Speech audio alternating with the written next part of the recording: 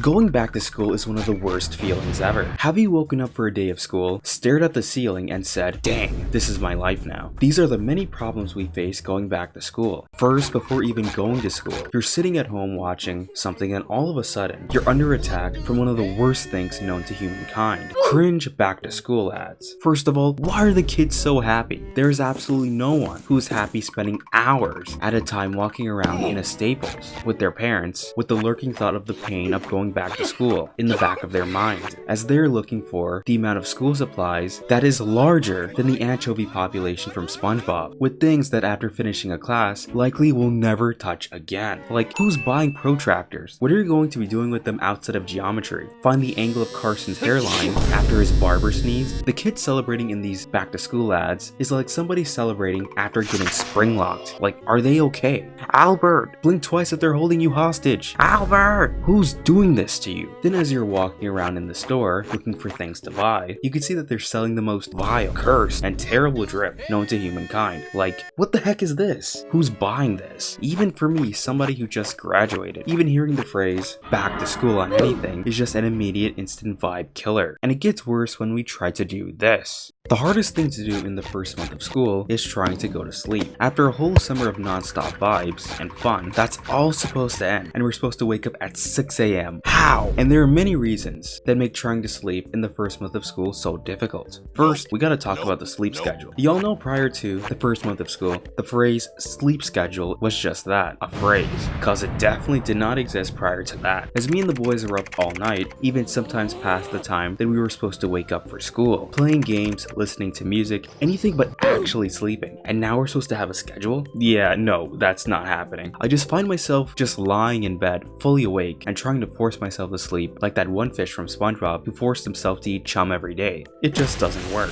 Next, we got bed thoughts, which are a lot like shower thoughts, but instead of you preparing to go to bed, you're actively staying awake, as your brain is trying to be like Zane from Ninjago and try to simulate every possible outcome or event that may happen to you in your first days of school. What if the bus doesn't come on time? What if I slip and fall in front of my crush? What if I didn't set my alarm?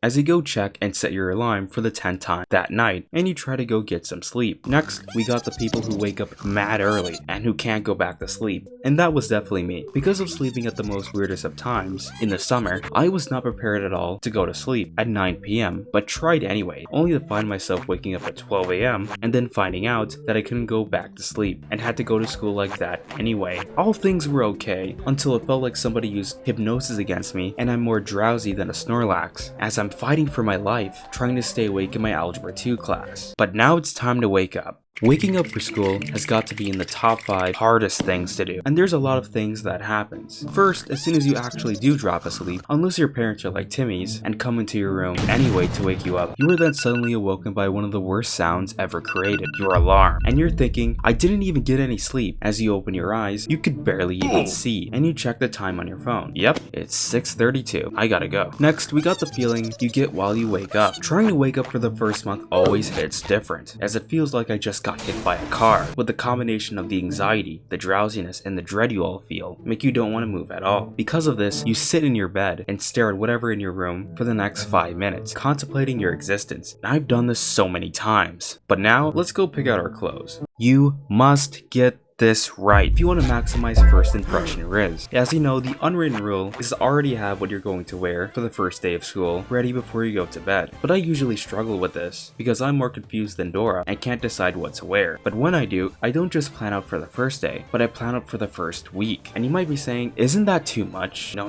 You don't want to have the drip, you want to be the drip. You want to open up the dictionary on Google, and when you type in drip, your name comes up next to it. And I got the machine just for you. Let's see what the fit machine makes. Perfect. See what I told you? Just imagine you rocking that fit. What the hell? Oh my God.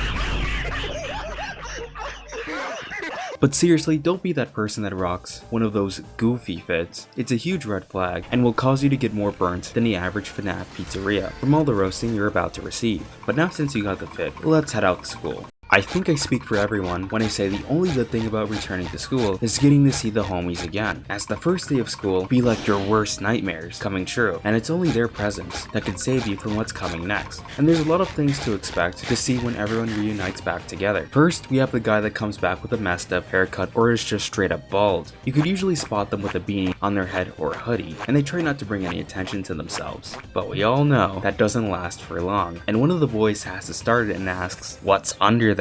And then it becomes a whole back and forth until Carson's hoodie gets pulled from behind, exposing the crime committed against him. And you definitely know what comes next. Carson ends up getting more roasted than Squidward's cooking. Truly one of the top 3 worst going back to school experiences. Then we got the new relationships. Couples pretending that they haven't seen each other in 2 months, even though they just saw each other just yesterday. And then we got the new couples, who make it their mission to tell everyone that they're together. Then we got the ones who broke up. And there's nothing more awkward after a couple break up over the summer, only to have them not only near each other, but given the same classes. And what's worse is when you're placed with them, now you're trying not to cringe. Next, we have the new kids, or the freshmen, and there isn't a group more lost than them. And I know this all too well, especially in what I'm about to tell you later, because I was in the exact same position. Just give them a couple weeks, they'll no longer act like GTA 5 NPCs, but actual people. But the moment everyone in the cafeteria has been waiting for is happening. Schedule reveal. And this moment right here can make or break your year, as on one hand you have the kids screaming, cheering, dapping up their friends, hugging, as they got most if not all of their classes with their friends. And then you have the other hand, the kids who are frantically walking up to everyone, asking what schedule they got, and looking more and more concerned as they go to the next person, as the sudden realization is hitting them. They got none of their friends in any of their classes. And I gotta feel sorry for these kids, as the only saving grace about returning to school has now been taken away from them. And they're more depressed now than Brock after Professor Ivy rejected him. And if that's you, hang in there. Your next schedule will be far better. But after introductions, it's time to see your lockers.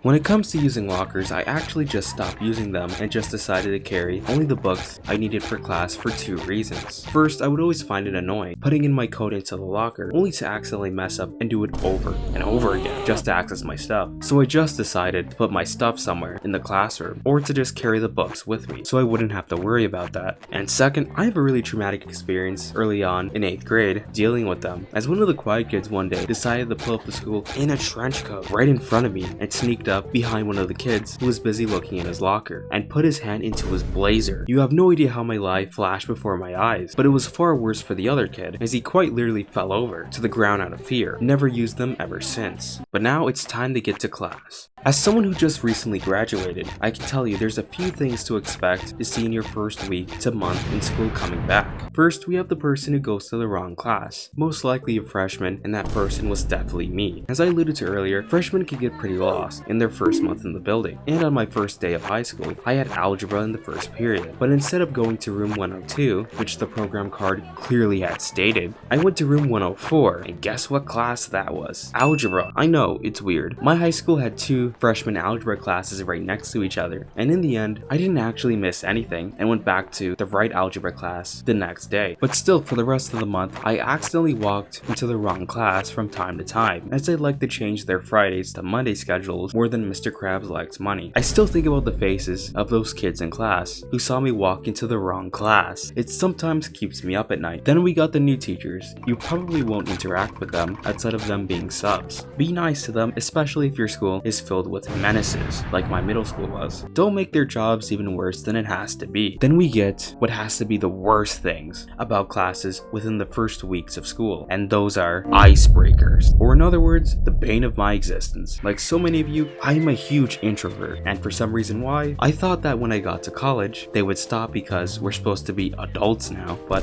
they don't. And they always come in these 2 stupid formats. What's your name? List 3 things about you and what you did over the summer. Or we have the one that my middle school liked to do, is create a name for yourself by using an adjective that shares the same letter as your first name. The amount of pain I felt in my body when my teachers announced we were doing icebreakers is easily top 10, because I would always mess it up and sound like one of Charlie Brown's parents, and teachers love this torture method. Speaking of teachers, there are many different types of teachers that you'll encounter in the first month of school. First, we got the classic, the teacher who tells their whole life story with the most detailed slideshow they'll ever put together. Then a week later complain how they're mysteriously behind schedule. I wonder how that happened. Then we got that one teacher who acts like a drill sergeant and wants to be a bigger menace than the menaces themselves. My 8th grade science teacher, when we first met, described herself, and I'm not changing any words, as she could be one of the biggest B words you'll ever know. And not to get on her bad side, like relax, we're just a bunch of 13-year-olds. You know that comparison between school and prison is just supposed to be a joke, not real. I guess somebody didn't get the memo. And then we have them, the menaces of the menaces. The teachers that make you say, dang, this is my life now. The ones that immediately assign homework on the first day. Everyone's got beef with them, and they know who they are. One of my math teachers assigned a whole worksheet packet on the first day of school, and I was like, come on, only 9 months left to go. But for real though, hang in there. It'll be alright, I promise.